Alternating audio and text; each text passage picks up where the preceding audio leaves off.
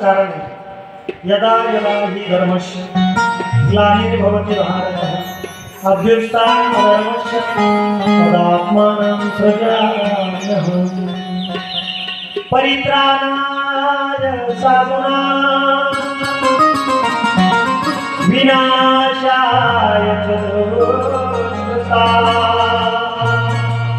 धर्म संस्थापनार्थाय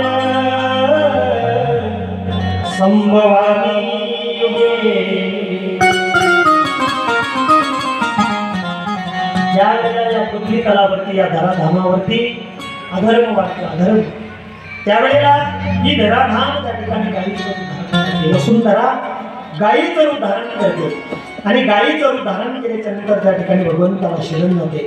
भगवंताला विचारते देवा माझी सुटका करा इथं अधर्म वाढलेला आहे या अधर्मांचा भार त्या ठिकाणी मला आता सहन होत नाही तो मला आता पेरवत नाही म्हणून याच्यातून माझी मुक्तता त्या ठिकाणी करा।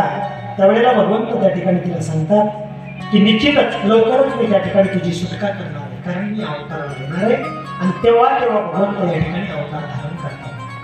किती प्रकारचे अवतार आहे देवाचे महाराज या ठिकाणी देवाचे अंश अवतार त्यानंतर आवेश अवतार कला अवतार आणि पूर्ण अवतार असे अवताराचे प्रकार आहेत। देवाने एवढ्या प्रकारचे अवतार या ठिकाणी धारण केले।